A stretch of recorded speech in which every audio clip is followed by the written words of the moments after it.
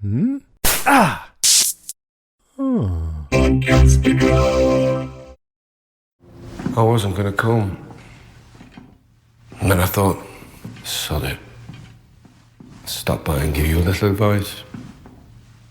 And you've never been inclined to listen to my advice in the past, but things change, don't they? They have for me. Quite suddenly.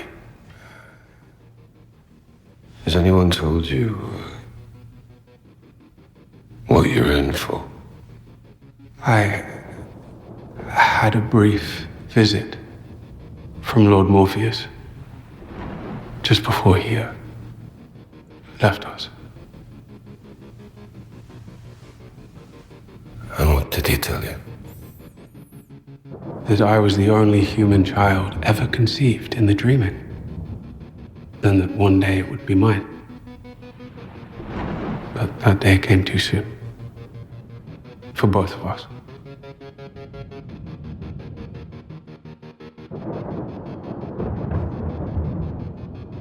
Hey, panelers and podcast listeners, welcome to the show. I'm Mark. And I'm Jayme. And welcome, dreamers. This is a spoiler-full podcast about the Sandman Season 2, Episode 11, which is the finale, everybody.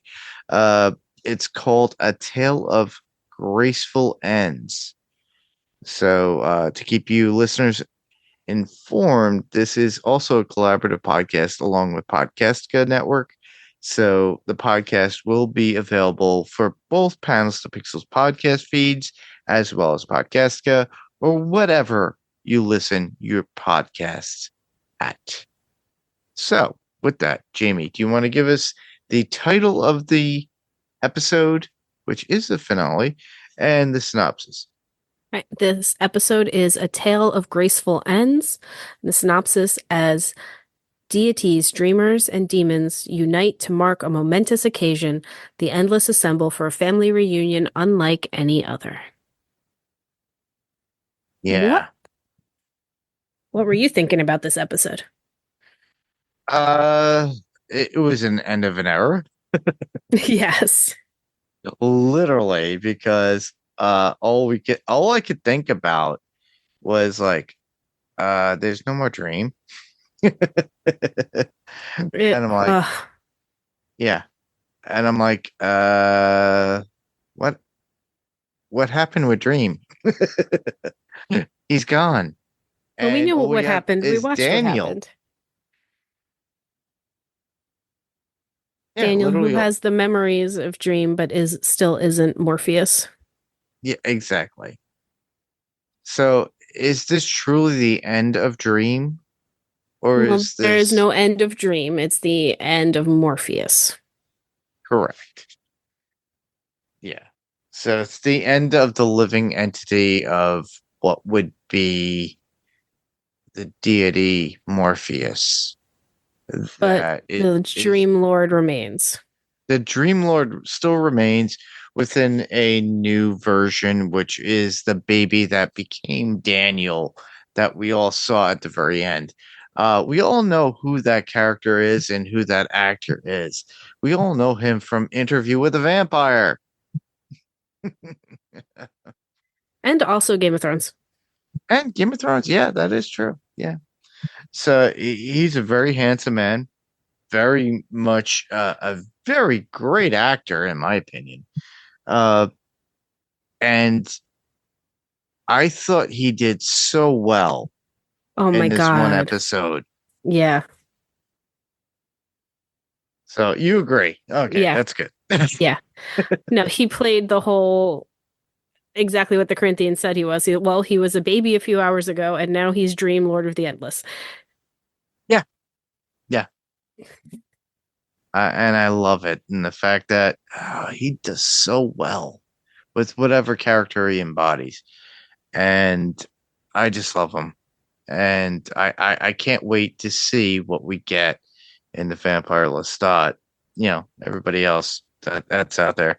If you follow Adrenaline Cinema Podcast, everybody, we do cover Interview with a Vampire. And then within the coming year, obviously we'll be covering the vampire Lestat, and that's going to be a lot of rock and roll vampire stuff. But within this episode, we get the actor himself playing Daniel or the New Dream at this point and taking over from where Morpheus had left off. And Morpheus had to leave this world or existence, I would say, at this point. Yeah. And then this episode literally becomes almost a wake and a eulogy about Morpheus and hopes in what the new dream would be. And then people giving him advice. But also we see growth in other people because we see a little bit of more of Nuala and we see more of Merv because Merv comes back, everybody. Yay! Yeah. He came back, everybody. Yeah. How you doing? I'm Merv. I was so excited Anyhow. when he came back. Yeah, same here. I loved him. Yeah. And on top of that, we got Kane getting Abel back at one point. Yep. I loved the descriptions that Let's Kane go was into giving these him. Abel. things. Yeah. Let's go into these things. All right. So, thoughts of the show. I really did enjoy it. It was a great finale. Yeah. Yeah. And I think we both can concur that this was a great finale. And there's much to talk about. Yeah, I had tears in my eyes almost the whole episode. Yeah. Right. It God. was like being at a funeral. It was. Or a wake, and it's so sad.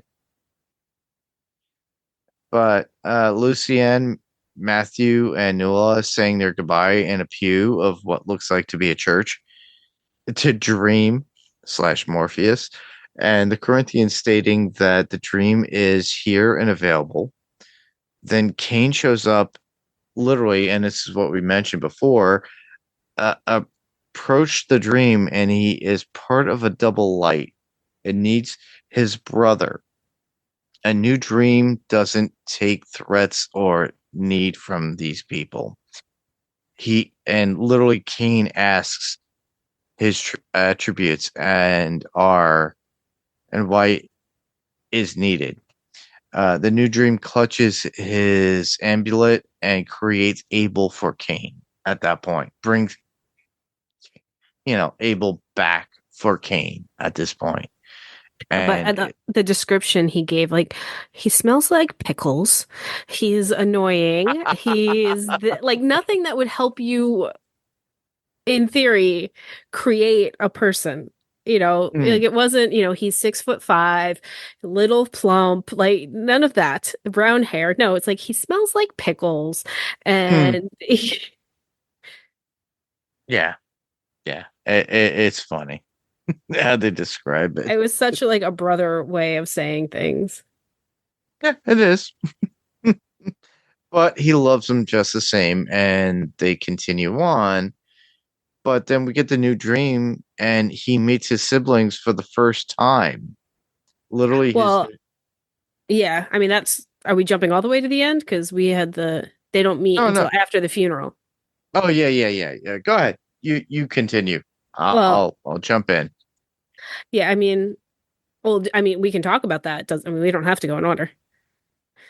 I just threw this in there, and these were like erratic notes. So yeah, because if we're going to talk about siblings, I would just start with the destruction because that was a separate meeting.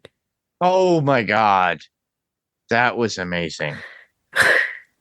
Like the second they showed the denim and the sword hilt, I was like, oh. The sword hilt and on the denim, it's like I knew right away. Yep. He just walks up and he has this conversation with them, and the dragon's like, "Are you sure?" He's like, "He means me no harm." Exactly correct. But he's got a giant sword.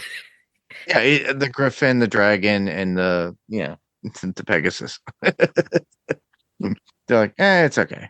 What? No, it really is. But it was so unique and so genuine, and the way he was able to, he embraced Daniel as the new dream. And And that's exactly what Daniel was looking for. Like Daniel was bringing everyone back. If we want to double back for a second, so we already talked about him bringing Murph back, and he brought Yes. Abel back, but Abel was demanded by Cain. Not that he wouldn't have probably brought him back anyway, but he went to Lucienne and was like, "Hey, I need your help," and she's like, "I'm still getting used to you." And then Matthew was like, "F this dude." Yeah. Matthew is very F this dude. Yep. Because he loved Dream or Morpheus that much. Yeah, and Nuala liked him. Like she's embracing him. She's accepting of him. She has an admiration for him for the fact that he is so ambitious. Yeah. And it's a little different from Dream in comparison. It's a little bit of a light version of what Dream was. If you and look also, at it. but also, she was the one who spent the least amount of time with Dream of this crew. That is true. She was a new addition, and I don't know how. It could be hundreds of years. Well, she showed up as he was busy with a lot of other things, so I'm not sure how much she really got to know Morpheus. So that might be also why she's less. I don't want to say hurt. or jaded. Yeah, that might be a good word. Yeah. But then he remakes Fiddler's Green. And Fiddler's Green is like, oh, I love him. He came back. Oh God, I was so excited. Like when he pulled out those spectacles, I was like, oh, yay, Fiddler's Green, Fiddler's Green. Fiddler's Green comes back and he's like, what'd you do? I died. Like, and I'm like, but Morpheus brought back people who died in the dreaming. Like he brought this is not undone, but it was Daniel is looking for answers because he knows who he is. He knows who he was. He doesn't yet know who he's supposed to be, who he is supposed to be. So he's looking for guidance. So he brings back Fiddler's Green because that's what he knows from the original Morpheus. And these are remnant dreams that were in the dream state, from what I can see. And he also said, you were a confidant. And he's like, yes, but I died. Like, and he's like, if you bring me back, then he's like, I died for a reason. I sacrificed. Morpheus, it's like, are you going to bring back Morpheus? And Daniel's like, can I? And he's like, doesn't give a straight answer, but he's like, look, if you bring him back, like he sacrificed himself. Everything he did gets undone if you bring him back. Just like if you bring me back. I'm dead. I should be dead. That is another book unto itself because I'm going to say over 20 some odd years later, we got something like that within the gaming universe. Neil Gaiman to talk about NG, everybody. But I don't think they're going to do that within the show. I don't think the show's not going to come back, obviously, but no. And I mean, it was a beautiful way to end it, but it was. Yeah. But like Fiddler's Green's like, it basically tells him, put me back, make me dead again. Like it's not that he doesn't want to be alive, but there's no purpose to him being alive now. Because there's no Morpheus at this point. And that was his purpose. Yeah. And that he felt completed. He felt his purpose had been completed. Done. Yeah. And then, but then Daniel, and I'm trying to not use the word dream because dream could mean either one of them. So I'm trying to be like Morpheus and Exactly. Daniel. Morpheus and Daniel. That's why I use Daniel and Morpheus. Yeah. Everybody. But Daniel says to him, I apologize for bringing you back. Like, I apologize for bugging Yeah. you from taking you back to or I apologize for inconveniencing you, I believe it was. Yeah. And then what Fiddler's Green's like says, oh, you already are a new dream. Like, because we talked about this over and over again, that dream has changed. We talked about it over and over again. Dream has changed. Dream has changed. Dream is not this vengeful, mean, isolated person. He's caring. He's and everything. And now this is, Fiddler's Green is proving to Daniel, like, you are a new dream. You are a new entity. You are the good that he wanted to be and couldn't.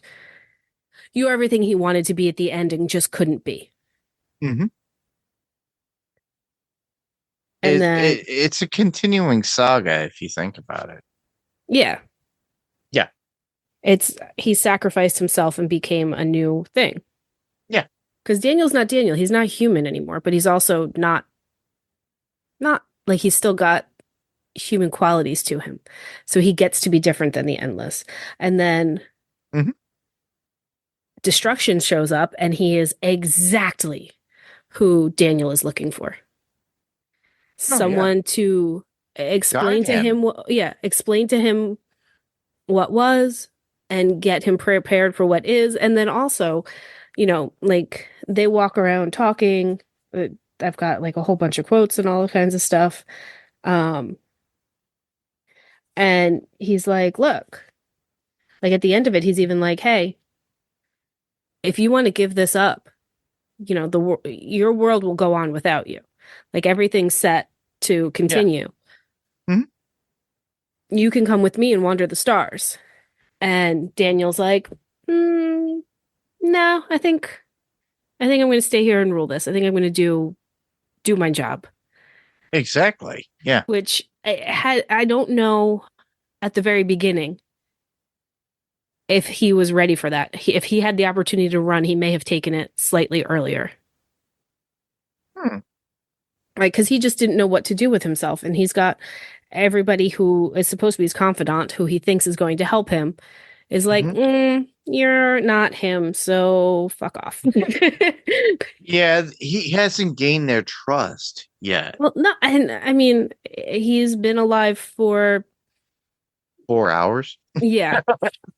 Literally, technically, if you think about it. It's like, okay, we're gonna mourn. And it's like you got despair, delirium, you got destruction, you got destiny, all of them showing up to this wake. Constantine, the Corinthian, Lucien, everybody showing up to this wake at this. So yeah, this was the only thing I was mildly disappointed in, but I also kind of expected.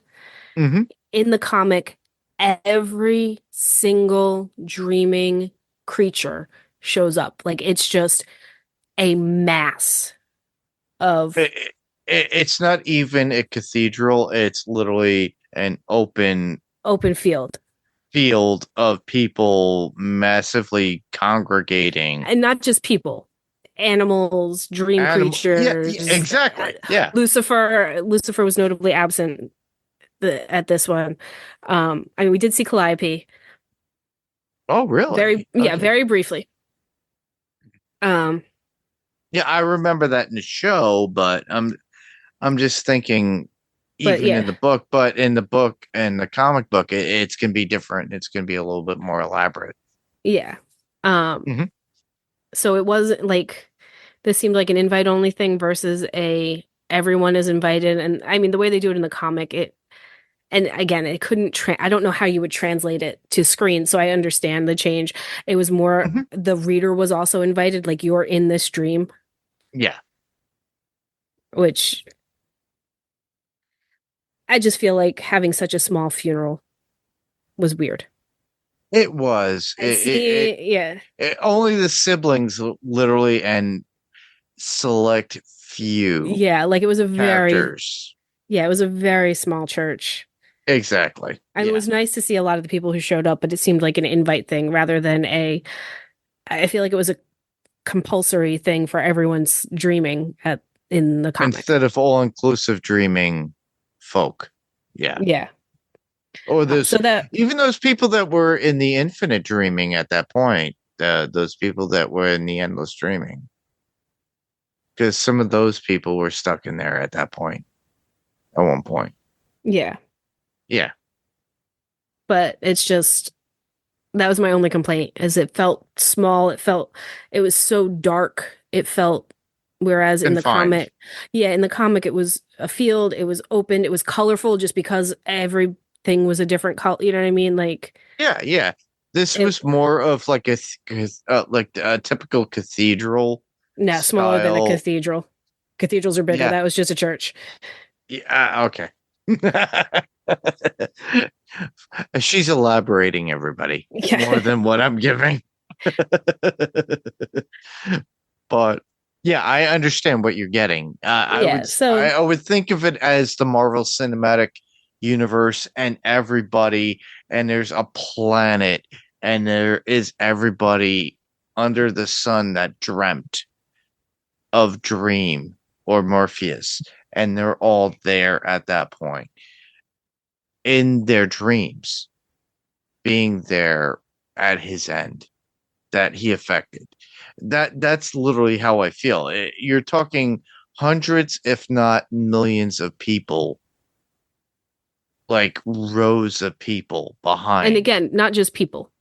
Everything. Everything. Yeah, it's there's like 1,000 cats. animals. There's exactly real ones. Yeah.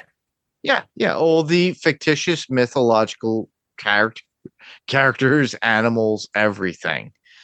Dragons, hippogriffs, griffins, Pegasuses or Pegasi, everything that's there that could be possibly there, And the thing is that on the screen for Netflix, they can only do it for a small fraction, unfortunately. Yeah, which, like, I understand. That's our criticism, everybody. So Netflix, please don't take that too critical. But no, it was just so if you're curious, pick up the comic. I think it's worth reading the funeral part of the comic because it's a different vibe. I did go to the splash page. Yeah. Or look up the splash page on the internet if you want to. I have the splash page, everybody. Yes. I do have the compendiums. So, yes. And it's great. But, yeah, and we do get that whole funeral or wake scene. Yeah. So, yeah, everybody shows up. Well, one last thing with distraction. I don't know if you wrote it down. I did not rewind and write it down. I'm like, I'll just be able to look it up. And I can't find it on the internet. Go ahead. But Destruction says, defines each of his siblings. And the only one I wrote down is Dream defines reality. Ooh. And I want to say, like,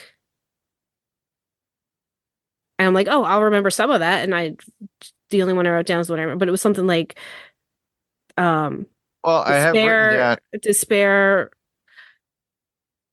defines happiness. Like, they each define something. And I thought I could find that list, and I didn't. And I thought it was really, really poignant. But no, I don't have it, unfortunately.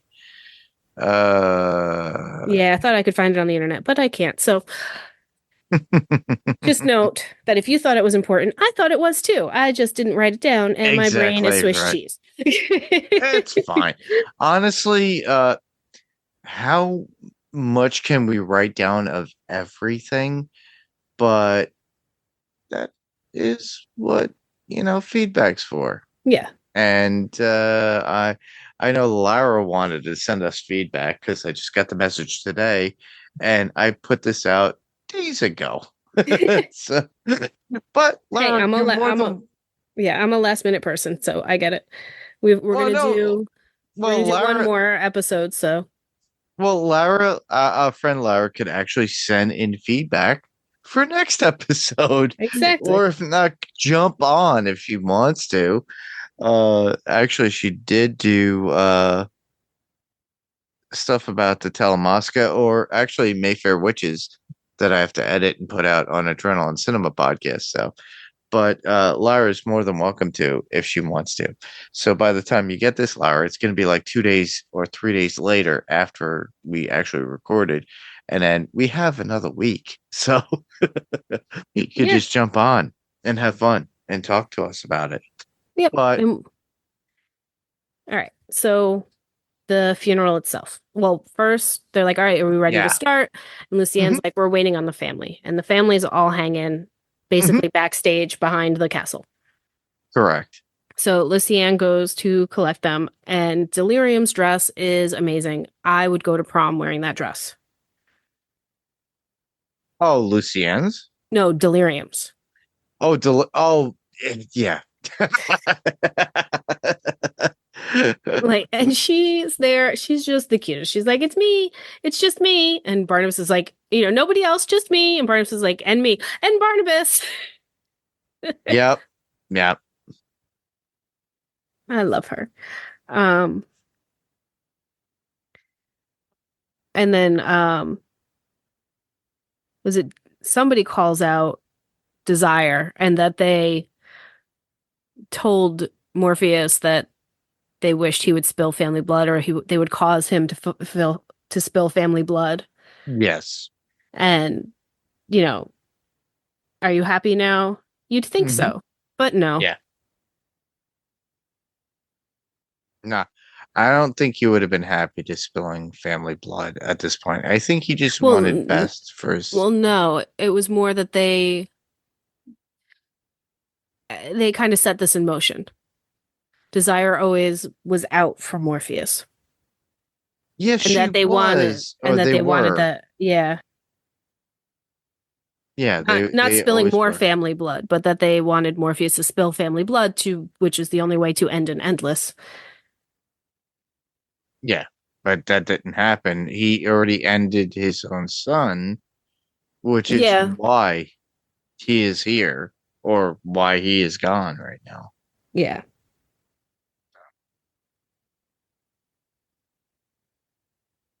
And then Destiny asks Lucienne and Matthew to speak at the funeral. And Matthew's like, no. And they finally convince him to at least go to the funeral, which brings up something that my mom always said, that funerals are for the living. Funerals are for the ones left behind. They're not, yes, they're about the dead person, but they're not for the person. That person is past. That person is gone. Yeah. They've shuffled loose the mortal coil, if they were ever mortal. It's for those people to deal with and the resolve of that person passing and their issues with them, or their issues with themselves with that person. And that's just to literally what it is. And to bond together, and to learn, sometimes to learn, like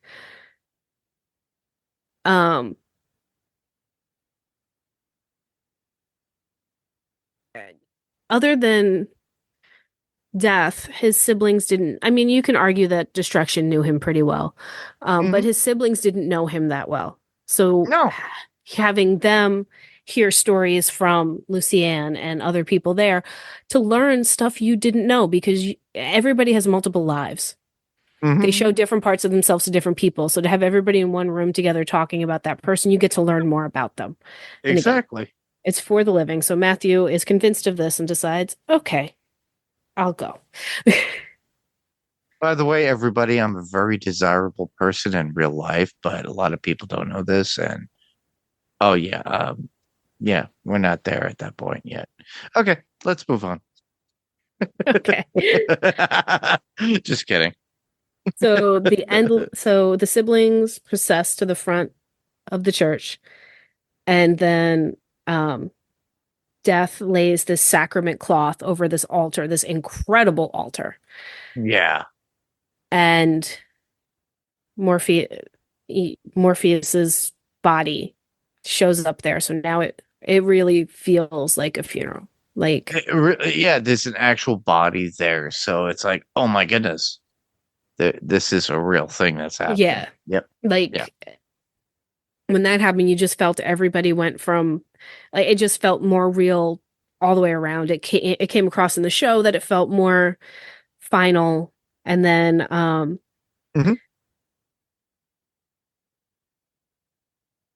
and then Lyda shows up.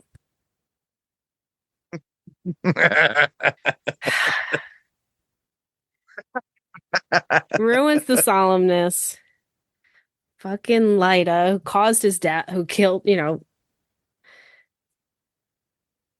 really? And then she's not like, oh, sorry, I'm ruining your funeral. Where's my son?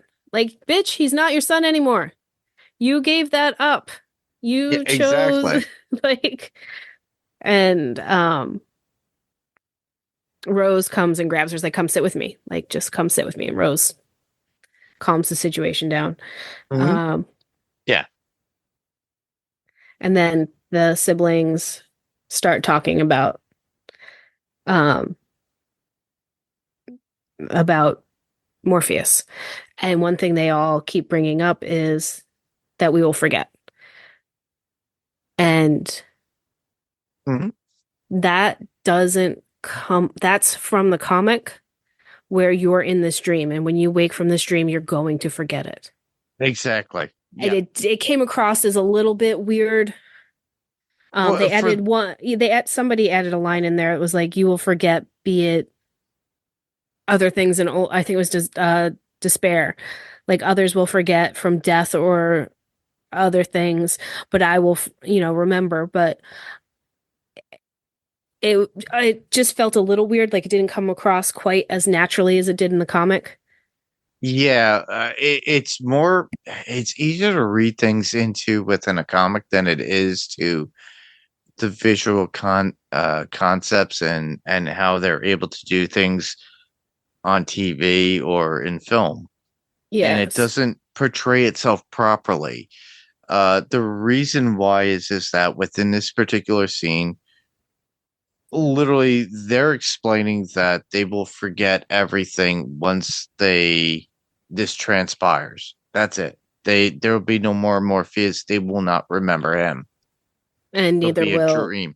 any inhabitants and any of us. Correct. Yeah.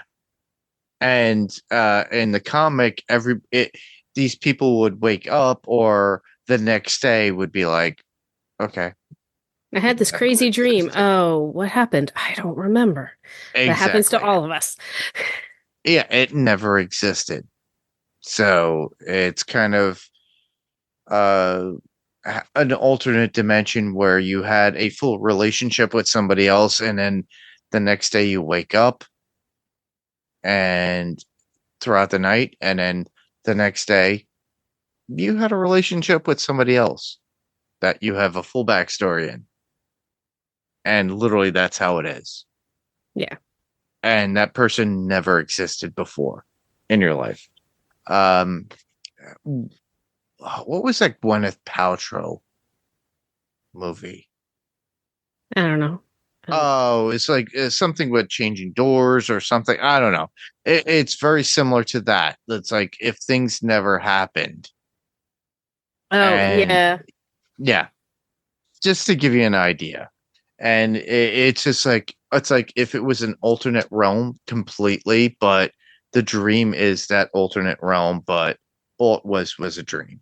And Yep. that's it. And then your life continues on as it goes forth, but you have this passing moment in memory of a dream, Yeah. and that's all it was just a dream. Yeah. And Desire says Desire, is like he did the best, very Desire or not Desire, sorry. It started with Destiny. Destiny had a very Destiny speech. Yeah. Like he did the best he could, he followed the rules the best he could and I served just his loved it. realm. Yeah. And then it's like we are here to remember, but also to forget. Yeah. That is true. Then Desire was up next. Mhm. And basically they said we hated each other. Yeah.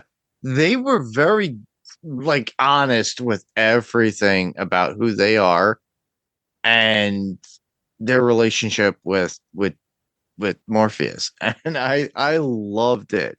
I just loved it, and it's like a love hate relationship, but a lot of respect between both, and it was kind of mixed, but it worked. I really did enjoy Yeah, and like a their very speech. sibling statement, like I'll miss infuriating him very much.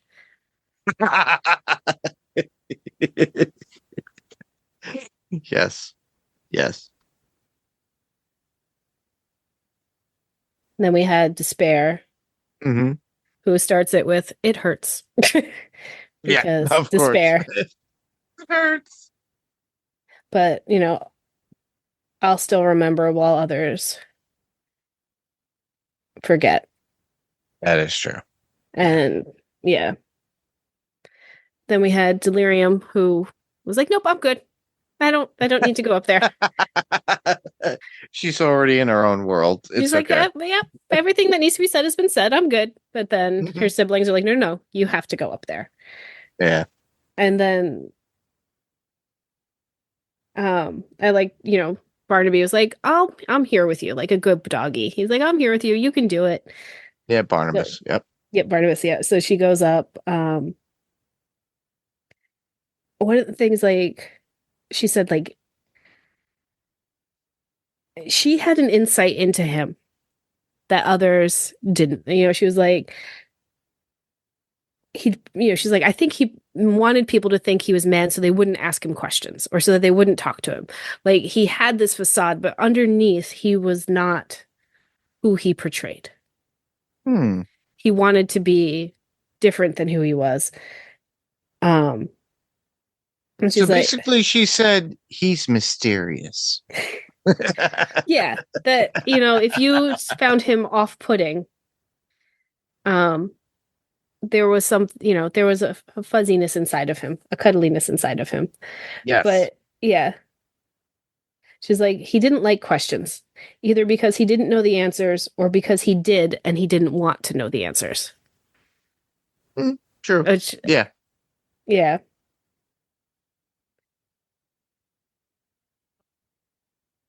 And if I knew not to be scared of him, we would have had so much to talk about, but maybe he wouldn't wanted to have talked, and that's why I was scared. And now she's like, and like the ending line, oh my God. Now I'm not so scared of him, I'm sad of him instead. So sad. Yeah. And Lucienne walks up and says, I don't want to forget him. And then I was done. Yeah. I Yeah. I was. was Oh, just forget done. it. That was his sole confidant in that realm, Yep. and I don't think Lucienne realized it. She knew who she was. And on top of that, not just Lucienne, you had Matthew, you had Merv, and he invited Noah on Yep. in that too, in that And world, Fiddler's Green was in the confidant. and as well, yeah, and they knew him in a respect that his siblings didn't even know, or even the people he influenced in the other world, and he would always talk to them, which Yes. yeah, it's very hard. It's like if you've not watched the first season, you don't know, but you do know for the fact, or if you read the comic, you know that he only holds true to those people that he holds close within that realm, and that is what is so sad. Is that is what hurts those people the most. And then you have Daniel, who is, taking the throne and having to talk and take over this whole dreamscape. And everybody still holds on to the memory. But after this, obviously, everybody forgets. Yeah. And there are some who will remember. There will some. There'll be remnants. Yeah. Yeah. But And I then, think that ends it a little bit, well, doesn't it? Death said he longed for a purpose beyond his function. She, yeah, they longed for, yeah, yeah. Um, She was the last one. yeah, he was the prince of stories with no story of his own. Hmm. But that is not true because this whole show was his story. It was, yeah. And he was writing the tale of other people's stories within his own story. Yeah. Hence the Shakespeare references, Yeah, I'm gonna, uh, yes. Hob. Yep. Yep, there's a whole bunch of people, everybody, we got to talk about. But we'll send Dream off on his amazing boat with all of the gorgeous red roses. Which looks like almost a Viking's Yeah. funeral without the fire, everybody. Yeah. It's stunning. It Absolutely just goes stunning. out in the Gorgeous. fog. Yeah, It has his mask on the front, his which is also his correct. sigil. Mhm, Um and it's just gorgeous and it goes off and then all of a sudden it starts hitting this bioluminescence and then mhm, that covers him and like holds him down as it goes mhm. over the waterfall and then becomes a shooting star which then explodes into this amazing supernova. It was just beautiful. It was gorgeous. It was stunning. It was Yeah, amazing. I loved it. yeah. It literally puts him into the stars of the universe for everybody to remember based upon a shooting star of somebody that affected you. So I thought it was pretty cool. I thought Yeah. it was a great send off. Yeah, I thought it was gorgeous. Mhm. Uh, So we also could talk about Corinthian and Johanna. Corinthian and Joanna. Oh my God, they're so cute. Do you have to kiss his eyes as well as his mouth though? I don't know. I'm afraid he'd bite my freaking lips off. If that were the case, if I was a chick. I don't know. Ugh. If I was Johanna, I'd be like, no, no, no, no, no, no. Keep your eyes away from my mouth. Keep your glasses on, sir. But yeah, they were Oh. like she's trying to pretend like she doesn't like him or she doesn't want to, but she does. There's a little thing going on there with the Corinthian. The new Corinthian, I should say, Yes, the with Johanna. well, and like, she even plays. She's like, "Well, I can't leave you alone without Morpheus because look what happened last time. We don't want you to go bad again." Correct. Like that was adorable. Yeah, it's a way for her to control him and keep him tamed, but also be, well, her boy toy, I guess. I don't know. What was it? Did I write it down? Oh, he's like, but I'm a nightmare. Every man I've ever dated was a nightmare. Most of the women too. Meaning she goes both ways, everybody. Well, yeah, but just also like that's not good. You don't scare me. Is basically what she said. Exactly. Exactly. Yeah. You're not my ultimate nightmare. Yeah. But I thought it was really cool that at the very end of all people, she ends up with the Corinthian. But they're cute together though. They are. I like and when like he saw Rose, she was like, what the hell? Yeah. And like Lucien's like, no, no, no, no, this is the old Corinthian before he went bad. Like and Rose is like, I still don't really want to be near him. She's like, okay, okay, let's take you away. Exactly. Um, There's what? one thing we mentioned Hattie Yep, Mad right? Hattie was there. Yep. showing up at the Morpheus's wake at some point. But talking to Johanna, Constantine, and Suicide Prophecy and all, that it's something that I wrote in as a note. I don't know. It had probably something that Mad Hattie actually had to say. Well, Hattie was like, I'm not sure if I should be here, basically because she also caused his death. Like she directly brought it about, was part of bringing about and getting Yeah. Lyda to the kindly ones. Mhm. And she's like, I don't think he liked me. And Johanna was like, no, he loved you. Mm. So do you want to do Hob while we're talking about these people? Godlin? Godlin? Yeah, let's talk about Um, Hob. so Hob speaks with death for a while. Yes, he does. And it seemed like he was going to say, yes, I'm ready to be done. 650 years was enough. Hmm. Um, he's like, I've seen it all, I've done it all, I've heard it all, I've smelled it all, I've felt it all. He's like, but then one day you're at a funeral for an endless talking to death. He's like, you never know what's happening, and I'm Hmm. not ready to go. I want to see what's next, which is awesome. And she's like, all right, you made a deal with my brother. And like he even brings up, he's like, I know it was a bet. He's like, and she's like, yeah, too bad he's not here to see me win. I like that. um, and then there was a discussion, I forgot where it fell in the plot about Shakespeare. Was it when Yes. when Hob was talking with Daniel? Yes. Okay. It was his discussion about Morpheus, and I think his discussion of humanity and their dreaming and creation. And they got into this whole nitpick and how Shakespeare came up with his stories. Well, specifically, Morpheus asked him to write The Tempest, Yes. which it's been a minute since I've read The Tempest, Oh yes.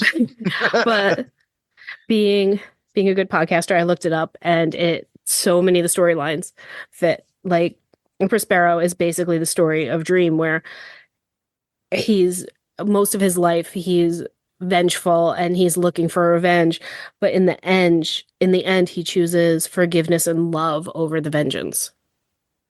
Yes. So it's a character who has this big story arc, and I believe it was Gaiman's inspiration for this story, which would make sense. Okay. Or or if we're in the story, it was Morpheus's story, because Shakespeare's like, why did you want this particular story? He's like, I wanted a tale of graceful ends. Like he wanted his end, even at that time he didn't think he was getting his ending nice, but he wanted to believe it could happen. That is true. Um,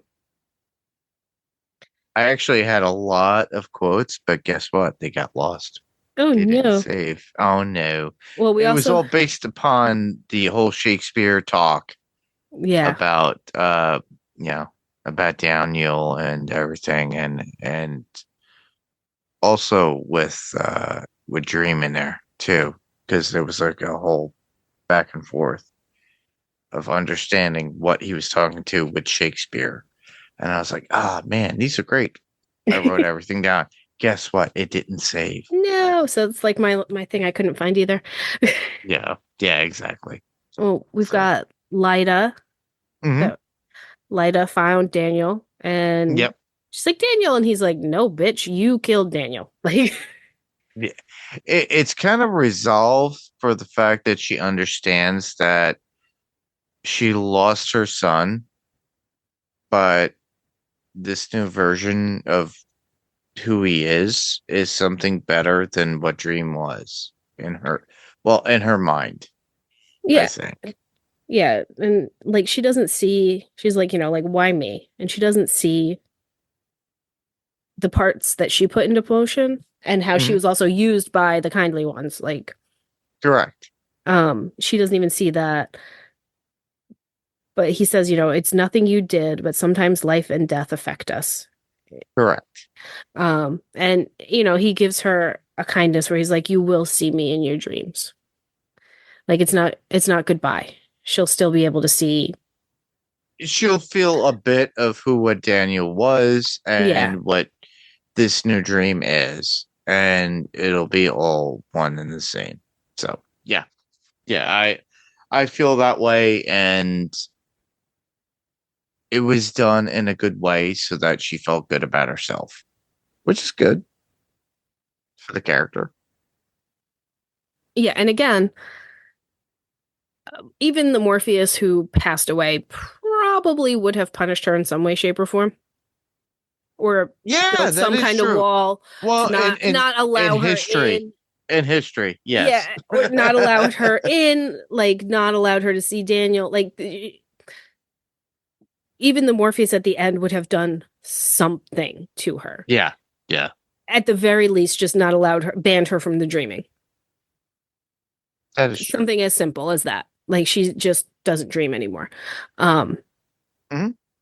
So again, we are seeing the change in Dream. We are seeing a newer, better, Daniel is in, version 2.0 is better, more caring, more everything Morpheus wanted to be. Yeah, of Dream. Yeah. Mhm. And then it's dinner time.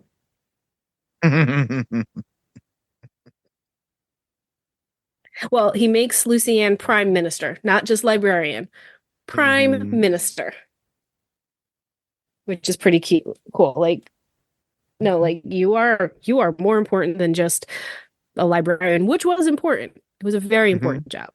But Yeah. prime minister is her new title, which I thought was really cool and really sweet. Mhm. And then she takes him to meet his siblings for the first time. Yep. And it looked like a very happy, very fun table. That it did. It kind of like was very luminescent in a sense that he sits down with his siblings and then it kind of just glosses over everything. Mm-hmm. It fades out into the scene. So that way it's gradually is where they're gonna get to learn who this new dream is. And in the comic, this is the end of the comic, and it just says, you wake up. Oh, really? Yeah. Like it shows them sitting at the dinner table, and then there's just a little text box that says, you wake up. Because you were at this funeral, and now you wake up and you forget it all. Yeah. Like it, so I think they were trying to convey that message. And Yeah. did you watch? Then we have the post credit. Did you watch that? No, I did not. You did How not. dare I? I did not watch the post credit. Yep. Well, then I guess I'll handle this. You'll handle this. You're gonna tell us everything. The kindly ones are sitting down. Okay. And they're like, "Is it over now?" Yes. And the maiden is like, "Is it over now?" And the crone is, "Yes." And Maiden's like, "Well, what did we make?" And she's like, what always ends up happening, no matter how much you knit or cut or whatever, a winding sheet. And then she's like, I've got 3 cookies, a fortune cookie, and this I'm just trying to remember, a fortune cookie, a sailor's biscuit. I'm trying to remember what the third one was. And then there was a third cookie. Okay. And she hands them out, like, let them choose. The maiden chooses the other one. Makes me think it's like we should watch this at the same time. Yeah. Well, it doesn't matter. The mother chooses the fortune cookie, and then the crone is left with the sailor's biscuit. Okay. So and it doesn't really matter what the other ones get. So they open this fortune cookie, and it talks about, what does it say? Flowers withered, and you can Oh, I did not write this so I can read it. Oh, like you collect flowers, you have them for dinner, and then they wither, and you can be mine when I'm gone. And it's basically like this kind of like life cycle thing, like dream changing and dying, and just now we've got a new dream, and like everything is good. And then it ends with the crone saying, good or for bad," and it's done. Like everything is over. The story is done. Nobody owes anybody anything. Everything is completed. Everything is said and done and completed. I'm actually watching it right now. It's like I told her, I said, "You've made your bed and now you must eat it." And the maiden chuckles. Now I've got a Florentine, a fortune cookie, and a ship's biscuit. Florentine, that was the other one. Who wants what? I'll take a fortune cookie. I'll have the Florentine. Chuckles. And then this is me reading subtitles, everybody. They open them up. Well, what is it?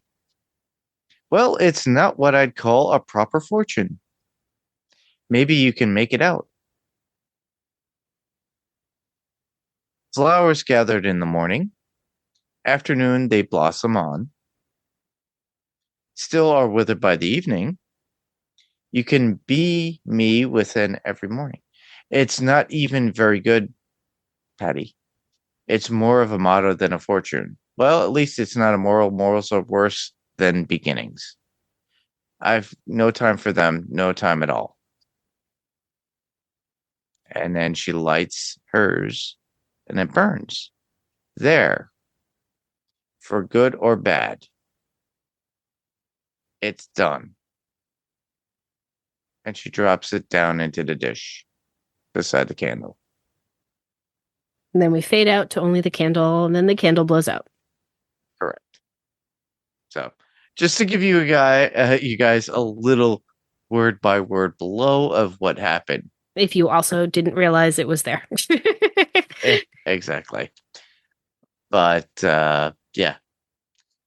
But that concludes what we had for the finale, season finale, or episode 11 for Sandman season 2.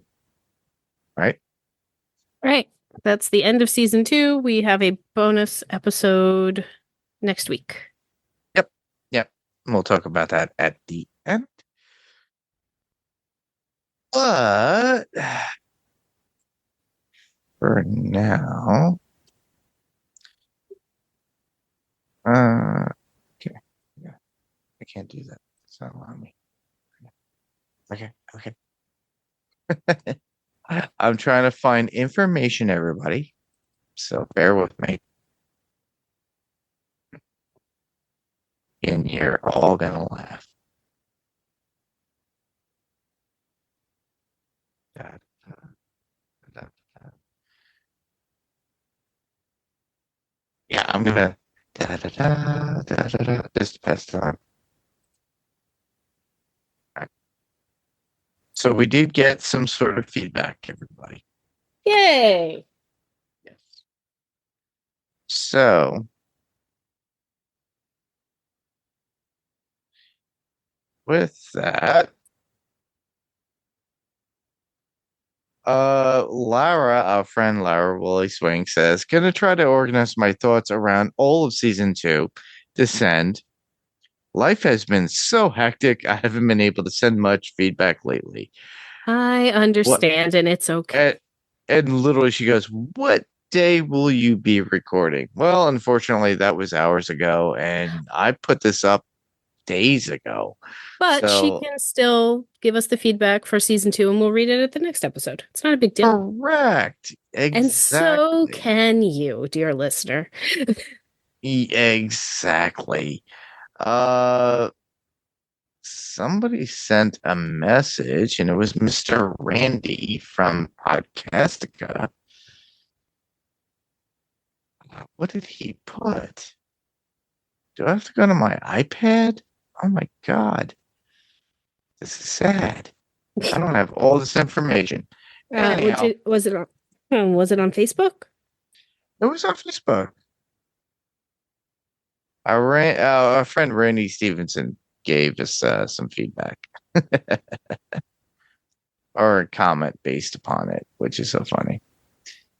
But it looked like he was like, "Oh, I'm interested in talking about this." I was like, "What did he say?" And I can't remember. I see Lara's. I don't see Randy's? Randy's. Oh, Randy, if you want, you have to send it to the right place. And then that way we can actually explain it to everybody. And by the way, everybody, listen to Welcome to the Apocalypse. That's found on podcastica.com because that's what Randy does. Yes, it's so much fun. Oh my gosh. You should definitely be listening to that. See, we do promote our friends. Always. Always. So, yeah. So that was pretty much our podcast, or coverage of the season finale of Sandman for Sandman Cast. But overall, I found they ended the series pretty well. Like you said, Jayme, with the comparison to the comic, And they just couldn't. I feel like it would have had to have been a couldn't be cartoon. as grander. Yeah, I feel like it would have had to have been a cartoon. And Like it was a different Invincible, vibe, and it had to right? be yeah. Invincible could never be a live action. Though they're looking to do that, everybody. Anyhow, Well, whatever. yeah, like whatever. But did you have any additional notes, any quotes? I think we covered everything really well, and I discussed the comic book. Honestly, I think you should go read this. If you didn't read any of the other comics, you know the story, you know what's going on. Read this last one. Correct. Yeah. I think just to get the difference in the vibes. I think it's totally worth it. They do have trade paperbacks out there, everybody, on Amazon. Honestly, if you do some digging on the internet, you can find PDFs for free. I didn't tell you that. We didn't tell you that. If you don't feel like giving your money, yeah, right exactly, now, for whatever reason, if you honestly, do feel like supporting your local comic book shop, I recommend that more. Yeah, exactly. Yeah, go to Jay and Silent Bob's Secret Stash, spend a couple $100, get the compendiums. You could get the first and second compendium. And you could tell Mike Zapsik, Mark Kirkman sent you there from Panels to Pixels podcast, and he will love me for that. So order Mike Zapsik yours. will talk your ear off about. Trust me. He has his own podcast, everybody, and the Secret Stash has their own. But I'm trying to send business his way. You could easily go to Jay and Silent Bob's SecretStash.com and go there and request this stuff. You could talk to Michael Zapsik himself, and you could use my name and mention Panels to Pixels podcast. Do not mention Podcastica. I don't want to get Jason involved. Anyhow. But anyhow, Mike knows my name. He knows my face. And I'll get the proverbial, hey, you son of a bitch, when I walk into the store, if I ever do after that. But anyhow, they do have the second compendium at the Secret Stash. I do know that. The leather bound one. So you could buy it. So check it out on the website. And there's also used comics. There's cheaper ways in than spending hundreds of dollars on the gorgeous leather-bound compendiums. Yeah, which I have the first one, which is signed by Neil, or NG, I should say. We can't talk about his name. Anyhow. But yeah, it's all out there. You could get the trade paperbacks. They're available through Amazon.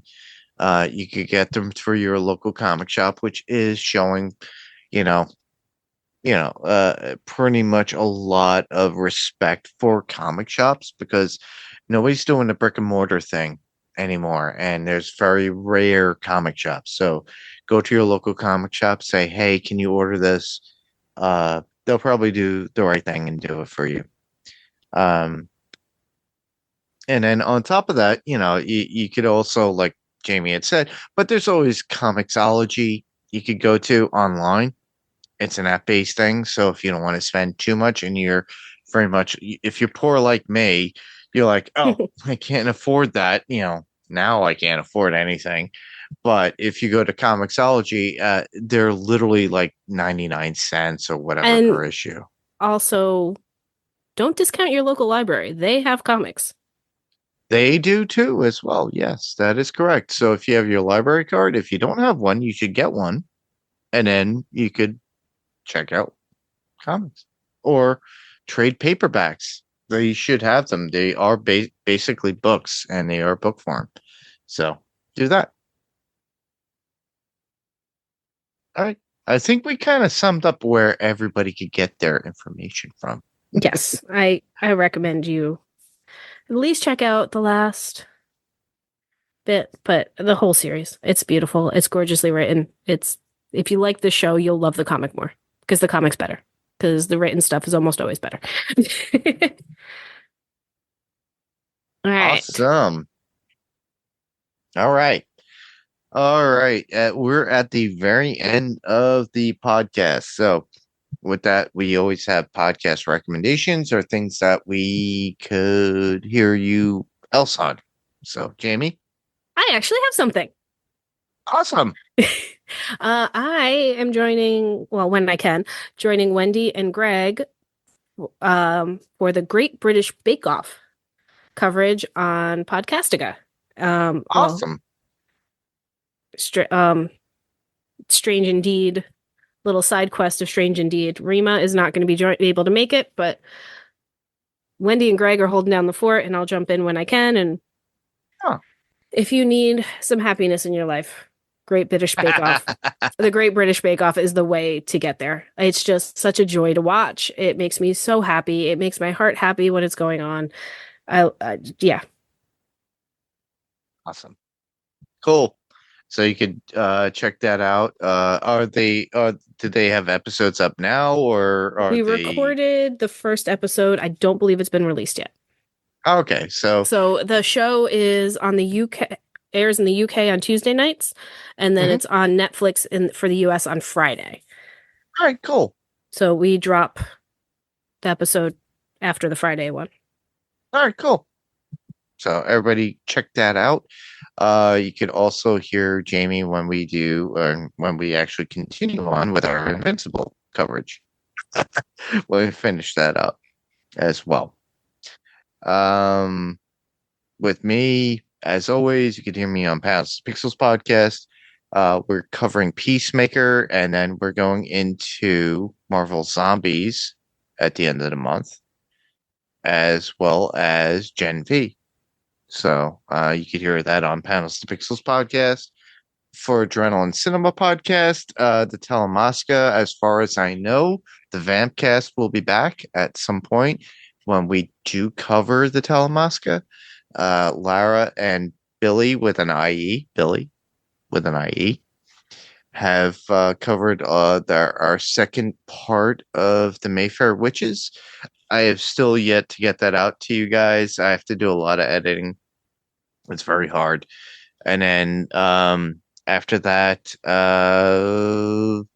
geez, you can hear me on the Pyrocore Music podcast, and I'll be doing an interview with my friend Jeff Altieri, and he's the lead singer of the hardcore band Enrage from the New York City hardcore area in Staten Island. So we're gonna talk about the history of Enrage, the history of hardcore, where they came up, their influences, everything else.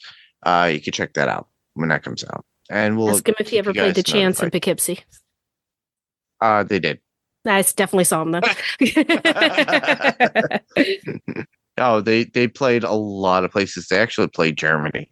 So, Yeah, the chance in Poughkeepsie was my New York hardcore home. Well, it became mine in the year 2000. And we just missed each other at that point too, by the way. I was there a little bit in the early 2000s, the very early Really? 2000s. Yeah, I didn't move out here. I didn't move to PA until 2007. Wow. So I must have seen you. But it's very likely we were at concerts together. Because I saw Guar and a whole bunch of other I saw bands. Guar there twice. Yeah, exactly. We were definitely there together. They only played there twice, so. I saw Carnivore and a whole bunch of other bands. So. Oh yeah, I was there at All right. almost all the New York hardcore shows. I was there. Okay. So yeah, you could hear me on the Pyrocore Music podcast as well. My friend Rob Muir and I are going to be doing the Iron Maiden tribute thing, which should be coming out within the next month. I just have to get with Rob and schedule that so we could talk about the history of Iron Maiden. It's 50 years, everybody. So we're going to do that. And I'm, trying to get everybody else involved too, to talk about more about music, because I really think that's something that should be talked about. Everybody could actually associate with that. You explain to me why the K-pop Demon Hunter soundtrack won't leave my head? No, I can't explain that, but obviously you're gonna have that in your head for a long time. I'm not mad about it though. I'm not mad about it at all. There you go. But for you people to submit your feedback, well, Jayme, how could they do that for Podcastica? If you would like to leave some feedback, just say hi, send an email or voice message at talk@podcastica.com. If you head to podcastica.com, there's a handy voice message link. Check us out on social media, facebook.com/podcastica, Twitter @podcastica, if anybody Twitters anymore, and Instagram @housepodcastica. And while you're there, check out the other podcasts like Great British Bake Off and Alien Earth that we talked about, and Run for Your Lives that we've talked about, and the rewatch of The Walking Dead. I'm like, what have I been listening to lately? Welcome to the Apocalypse. Welcome to the Apocalypse also. Yep. There's some great stuff.